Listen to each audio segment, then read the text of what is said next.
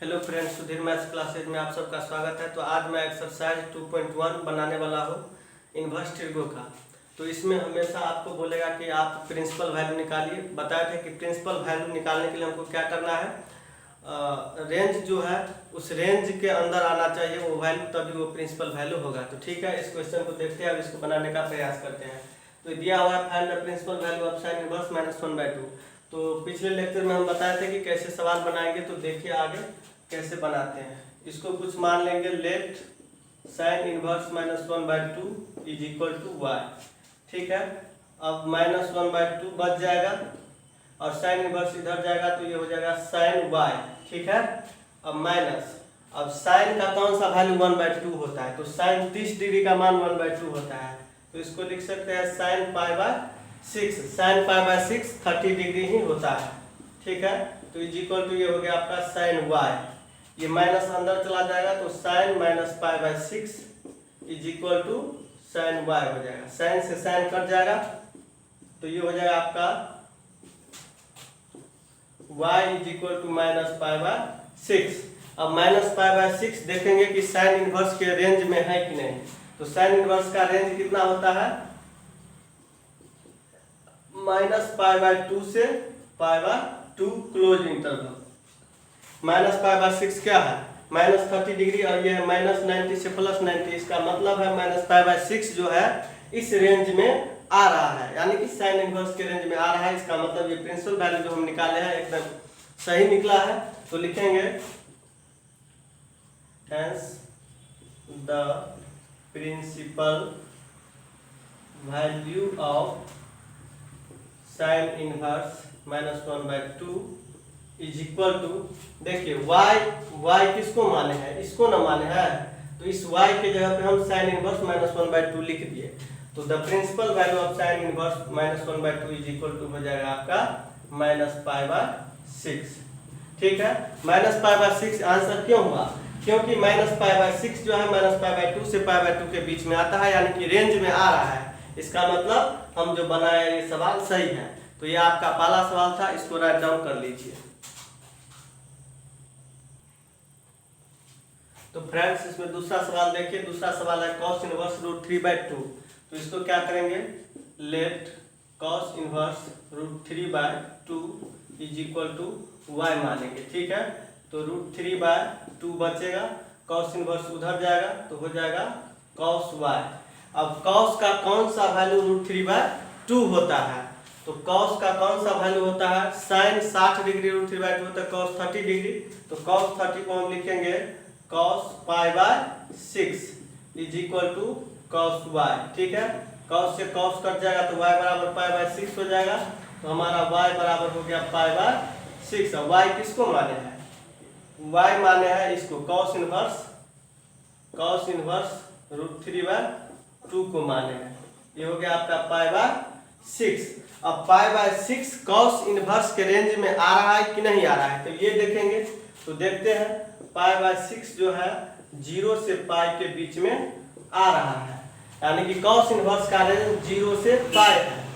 तो π/6 जो है 0 से π के बीच में आ गया। इसका मतलब इसका प्रिंसिपल वैल्यू π/6 ही होगा। तो ये हो गया आपका, लिखेंगे hence the principal value of cos inverse √3/2 is equal to π/6। ठीक है, तो इस प्रकार हम cos इनवर्स √3/2 का प्रिंसिपल वैल्यू निकाल सकते हैं। इसको राइट डाउन कर लीजिए। तो फ्रेंड्स अगला सवाल देखिए, find the principal value of cosec inverse 2। तो इसको कैसे बनाएंगे, तो सेम टू सेम ऐसे ही लेट लिखेंगे, cosec inverse 2 is equal to, यहां से बनाते हैं, cosec inverse 2 is equal to y होगा, 2 इज इक्वल टू हो जाएगा कोसेक y। ठीक है, अब देखिए कोसेक का कौन सा वैल्यू 2 होता है, तो कौन सा वैल्यू 2 होता है, तो साइन का विपरीत कोसेक होता है, रेसिप्रोकल। तो साइन 30 डिग्री 1/2, इसका मतलब कोसेक 30 डिग्री 2 होता है। तो लिखेंगे कोसेक 30 डिग्री को क्या लिखेंगे, π/6 लिखेंगे, is equal to cosec y, ठीक है। इससे ये कट गया तो pi by 6 is equal to y. तो हमारा y is equal to pi by 6 आएगा। और y किसको माने हैं? कोसेक इनवर्स 2 को। तो ये हो जाएगा cosec inverse 2 is equal to pi by 6। अब देखेंगे कि पाई बाय 6 कोसेक इनवर्स के रेंज में आता है कि नहीं। तो कोसेक इनवर्स का रेंज क्या होता है? माइनस पाई बाय 2 से पाई बाय 2 होता है, क्लोज इंटरवल। और कोसेक नोट डिफाइंड हो जाता है किस पे? 0 पे। तो इसमें से 0 हटा देंगे और पाई बाय 6 बिलोंग कर रहा है इसमें, यानी कि पाई बाय 6 जो है आपका इस रेंज में आ रहा है। तो ये प्रिंसिपल वैल्यू हो जाएगा। तो ये हो जाएगा आपका hence the principal value of cosec inverse 2 is equal to pi by 6। तो कोसेक का जो रेंज होता है, कोसेक इनवर्स का रेंज माइनस पाई बाय 2 से पाई बाय 2 और 0 नहीं होता है। और ये जो पाई बाय 6 है, पाई बाय 6 का मतलब 30 डिग्री, और ये माइनस 90 से प्लस 90 है तो 30 डिग्री बीच में आ ही रहा है। तो ये हो गया आपका कोसेक इनवर्स 2 का क्या? Principal value. कितना हो गया? Pi by 6। तो इसको राइट डाउन कर लीजिए। तो फ्रेंड्स 4 नंबर सवाल देखते हैं। ये आपका दिया हुआ है tan इनवर्स माइनस रूट 3। तो tan इनवर्स माइनस रूट 3 का क्या निकालना है हमको? प्रिंसिपल वैल्यू निकालना है। तो देखते हैं कैसे निकलेगा।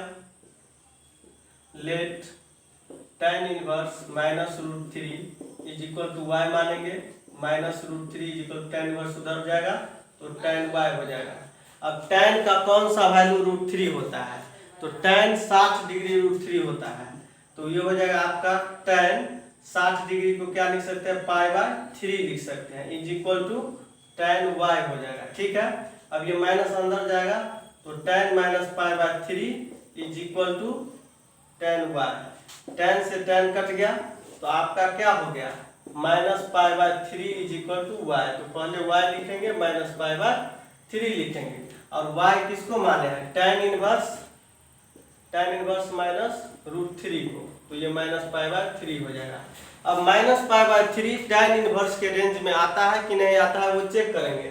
तो tan इनवर्स का रेंज कितना होता है? माइनस पाई बाय 2 से पाई बाय 2 तक और ओपन इंटरवल, यानी कि tan इनवर्स का रेंज होता है माइनस पाई बाय 2 से पाई बाय 2 तक ओपन इंटरवल। ये बिलोंग कर रहा है माइनस पाई बाय 3। इसका मतलब है माइनस 90 से 90 ओपन इंटरवल में इसका रेंज होता है। और माइनस पाई बाय 3 कितना हो गया? Minus 60 degree. तो माइनस 60 डिग्री तो इसके अंदर आ रहा है। इसका मतलब माइनस पाई बाय 3 जो है इसका प्रिंसिपल वैल्यू है। तो ये जो होता है hence the principal value of tan inverse minus root 3 is equal to minus pi by 3। समझ में आ गया कि प्रिंसिपल वैल्यू निकालना कितना ही आसान है। कुछ सवाल होता है जो टेंशन देता है, तो उस सवाल का सामना करेंगे आराम से। तो इसको आप लोग पहले राइट डाउन कीजिए और अगले सवाल की तरफ बढ़ते हैं। तो फ्रेंड्स 5 नंबर सवाल है cos इनवर्स माइनस 1/2। तो ये सवाल थोड़ा डिफरेंट है। इसमें क्या डिफरेंट है देखते हैं। इसका प्रिंसिपल वैल्यू निकालेंगे, इसके बाद देखेंगे क्या होता है। तो पहले हम क्या करेंगे? मानेंगे let cos inverse minus 1/2 is equal to y। तो माइनस 1/2 इज इक्वल टू हो जाएगा आपका माइनस 1/2 इज इक्वल टू हो जाएगा cos y, ठीक है। अब cos कौन सा वैल्यू 1/2 होता है? तो sin 30 डिग्री 1/2 होता है, तो cos 60 डिग्री 1/2 होता होगा। तो क्या हो जाएगा आपका cos 60 डिग्री को क्या लिखेंगे? पाई बाय 3, तभी तो 60 डिग्री होगा, is equal to cos y। अब ये जो माइनस है इसमें हम रख नहीं सकते हैं, क्योंकि cos minus theta is equal to minus cos theta नहीं होता है। अगर ये होता तभी तो हम ये वाला माइनस इसमें दे देते, लेकिन ऐसा नहीं होता है। तो वहां पे अगर ये माइनस हम अंदर में डालते हैं तो ये सवाल सरासर गलत हो जाएगा। तो एक फॉर्मूला है cos pi minus theta is equal to होता है माइनस cos थीटा। क्यों होता है? क्योंकि ये पाई है, ये पाई बाय 2 है। तो पाई माइनस थीटा सेकेंड क्वाड्रेंट में आएगा सेकेंड क्वाड्रेंट में साइन कोसेक पॉजिटिव होता है, सब निगेटिव होता है। और ये जो इस पे जो फॉर्मूला बनेगा वो नो चेंज होता है, कॉस का कॉस ही होता है, इसीलिए कॉस का कॉस ही है और पाई minus theta minus cos theta हो गया। ठीक है, तो इसको हम लिख सकते हैं cos pi minus pi by 3, cos pi minus pi by 3 minus cos pi by 3, यानी कि cos pi minus theta is equal to minus cos theta. देखिए cos pi minus theta is equal to minus cos theta है, तो यहाँ भी यही किए हैं। तो ये हो गया आपका कॉस वाई, कॉस से कॉस कट गया, तो इसको जब सॉल्व कीजिएगा एलसीएम लेके तो नीचे में 3 होगा, ये 3 पाई माइनस पाई 2 पाई हो जाएगा इज इक्वल टू वाई हो जाएगा।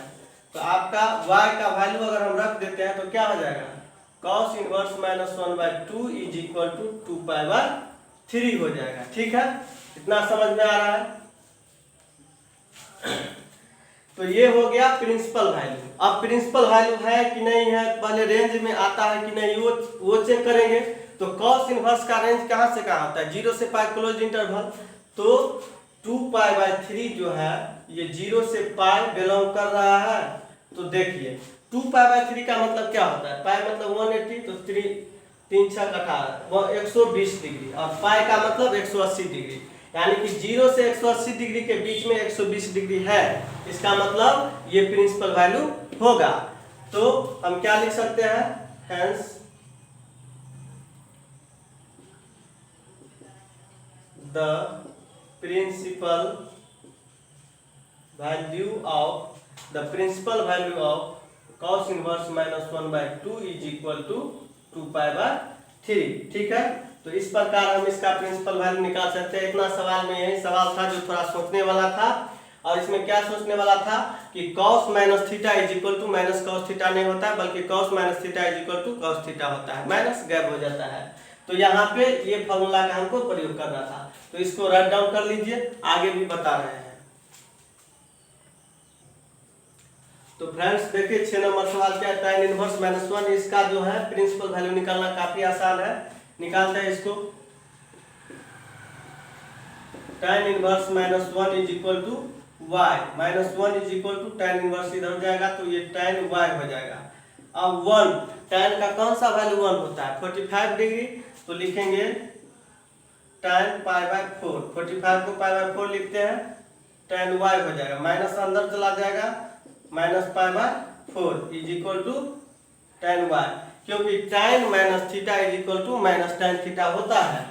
तो tan minus theta is equal to minus tan theta होता है, तो tan ये माइनस अंदर जा सकता है, तो tan से tan कट गया, तो minus pi by 4 is equal to y हो गया। ठीक है, y का वैल्यू रख देंगे यहाँ पे, पहले y लिखते हैं, y is equal to minus pi by 4 निकाले, y का वैल्यू रख दीजिए, तो कितना हो जाएगा ये आपका tan inverse minus 1 is equal to minus pi by 4। अब देखेंगे minus pi by 4 tan inverse के रेंज में आ रहा है कि नहीं।